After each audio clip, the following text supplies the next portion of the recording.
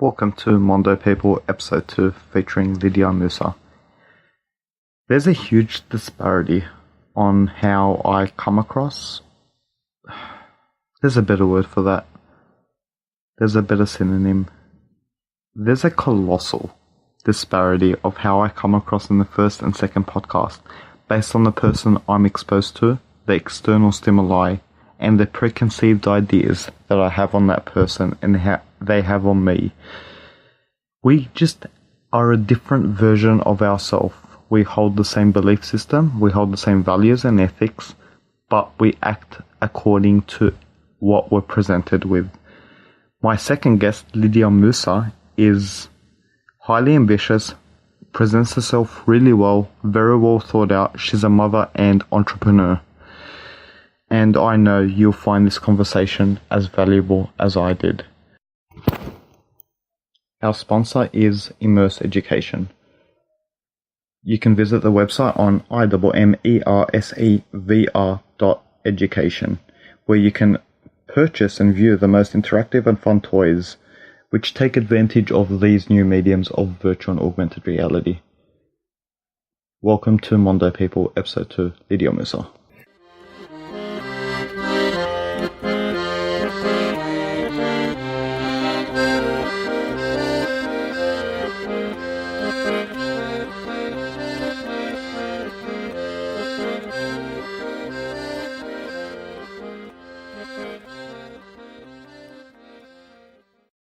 So, how did you meet your husband?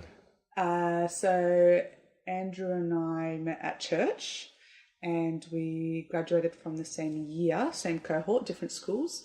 We happened to both be school captains of our schools.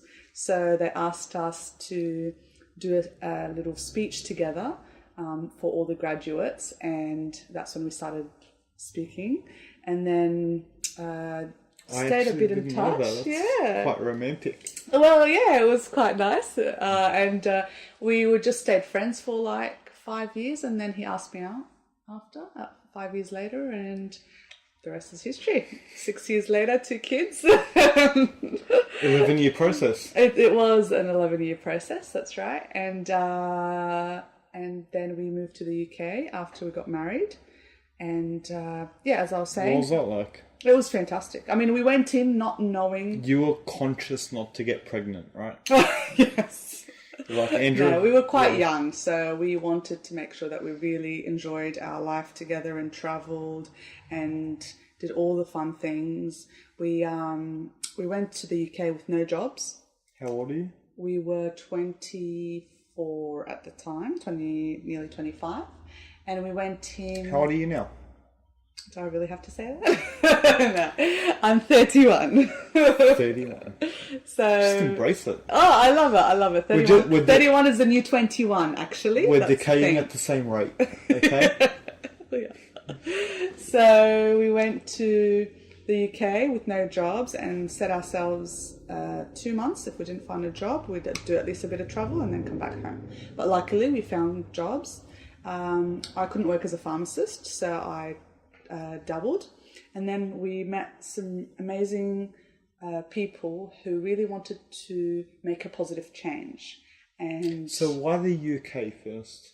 Okay, it's English speaking, and there's lots of job opportunities in Andrew's industry, which was finance, and in the pharmaceutical industry as well. So it just seemed like a good transition, and also close to all of Europe, which meant lots of travel during those 2 years. And we found these amazing guys who wanted to make a positive change. So together we started Leap to Change. And LEAP stood for Leadership Empowering Action Program. And that's what you're all about now, right? Pretty much. You're like going to these corporate places saying, listen guys, we can do better. Yes, so it's all about positive change and facilitating positive change and helping people communicate better, find their way of collaborating, find a better leadership way of leading, really, and translating that into organizations. So that's what I'm doing my PhD in. I specialize in healthcare because I feel that's where the most impact can be made. And And my PhD is all about finding facilitation strategies about how to make these positive changes in healthcare and how to really move healthcare forward, because you see all these other industries that are moving at a ridiculous pace. And then, we speak to our specialist and he's still using the fax machine. Yeah. So healthcare really needs a big boost and a big help when it comes to change. With doctors, like I go to my doctor now and I'm very conscious that he got his education 25 years ago and it's probably archaic and doesn't relate to me. It's when there was propaganda about unsaturated fats and he probably believes all that. So I can't take his nutritional advice very seriously. Oh, For that's instance, why like I you get go into to a measure my dietitian. blood pressure, look at my blood work and things like that. But yeah, in terms of education and really coming with the times, I do think the health industry is quite behind. Definitely, yeah. I mean, look, you find some pockets of places where collaboration is key, and you find the pharmacist talking to the doctor, talking to the physiotherapist, talking to the nurse, and it works well, but it's very minimal. It's very rare. So now we want to promote collaboration, promote change, positive change, because again, it's an industry where a lot of people are change averse. Like you're saying, they're set in their ways. They're used to things. That's just how we do it. And they're not, when I facilitate workshops where Resistance to change. there's so much resistance, exactly right. But what I get the most kick out of it, and what makes me tick when it comes to facilitating What makes you tick? is seeing people's eyes sparkle when you say something and challenge their ideologies and they think, oh wow, that actually makes sense. I never thought of it that way. When was the last time that happened? What kind of things do you have to say to get someone's eyes sparkle? Oh, it can be such simple simple things. Yeah. It could be such simple things like, for example, if it's an owner of a business and they do everything in the business, they feel like they can't take a holiday. And when you tell them, actually, your business will thrive if you let everybody do everything, and your business will only be successful when you remove yourself and it runs perfectly. Right. And that shift in their mentality, they think, oh, but no one can do it the same as I can. And when I tell them, well, actually, it's because you don't let them do it like you can. You don't teach them to do it the way that you do, or you don't let them explore their creativity. That's when they realize, actually, you know what, this could work.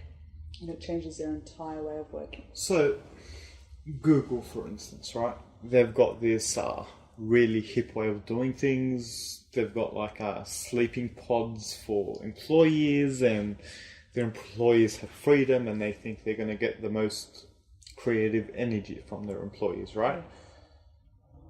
Yeah. Do you employ different mindful, ideologies in the way you go to, like, say you go into a corporation, right? What strategies would you use? For us, it's not that we don't really recommend a set way of doing things. Mm-hmm. What we're targeting is changing their ideologies, mindsets, and ways of working and collaborating. So whatever works for them, but it's about making it improving efficiency, improving efficacy, and improving collaboration and teamwork. So it could be in putting a sleeping pod, but we don't tell them. We just ask the right questions so that they can find the answers themselves. Okay. Do you feel that people need to be well thought out as individuals to make it far in the company? They need to. Is it a collaboration thing, Definitely. or does everyone need to just be a full person on their own and work together? Look, to take your team to the next level, you need to be very self-aware, and self-aware means that you really know what your downfalls are, what your limitations are. And once you know that, it takes a lot of self-awareness, first of all, to know that and admit it. And then you work with other people so that you can find a good balance to make sure that if someone's strength is your limitation, then you work perfectly together. Right. Does that make so sense? So you're kind of add to each other. It's exactly right. We say Hey, 1 plus I'm 1 is better at 3. this. Do In it? that case. I've never said that in my life. We do. We say 1 plus 1 is 3 because even though you are adding to each other, it's not just your skill set and that person's skill set, but you're also adding what your limitations are, and that person is complementing them. So you're adding more value by working together. Whereas if we find that when people work in silos, that's when communication breaks down and things really take a negative turn. It's all communication. It's all down to communication, really. Like life. Exactly right. Like a marriage, like with your children. Oh yeah, tell me about motherhood in 2 words. In 2 words? Sacrifice, number 1. You know what? I don't think so. Everyone says it's sacrifice, but I don't believe that it is because... It's not sacrifice. Yes, you sacrifice a bit of sleep, you sacrifice, how you look when you go out because you've invested all that time in getting your kids ready. Yes, there is sacrifice, but you don't have to sacrifice your career. You don't have to sacrifice your time. You don't have to sacrifice your marriage. You don't have to sacrifice your social life. All right, wait. Marriage. You got married at what age? I got married at 24. Boyfriends before then?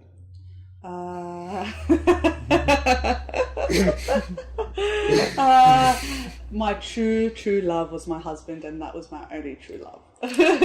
So rehearsed. No. He was my one and only, definitely. To me, that's a little sacrifice. Why is that a sacrifice? You know where I come from. Yeah. Since then, I've experienced so much more. Like, just that freedom. Well, for us, it was for us, we accepted the fact that we come from a strict background and we respect our beliefs and our family's beliefs and their wishes as well. And we found it quite adventurous and exciting to wait for when we're married, to travel together, to live together, to explore all these different things together.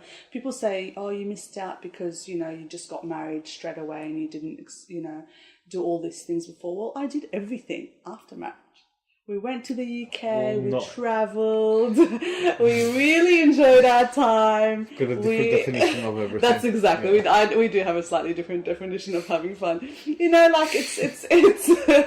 We still enjoyed our time, and I don't ever feel that I've regretted any decision that I've made or sacrificed anything. Well, you're always so positive when I see you. I don't know how you do it. Sometimes I feel you might be faking it sometimes, but I believe it every time. That's great. I'm glad. Look, there's enough negativity in the world, and there's enough negative people in the world, and there's enough depressing things in the world.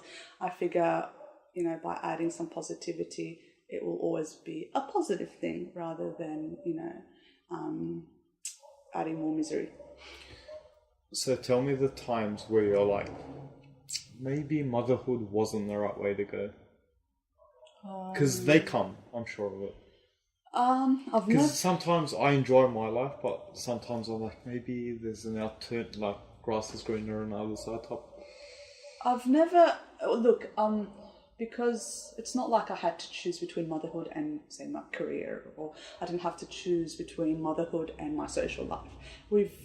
Thankfully, we've managed to keep all of that. So it's all about win-win for us. So no one has to lose in this situation. It's not like we're in a relationship where I'm going to be the mother, I'm going to look after the kids while my husband goes for his career. It's not like that.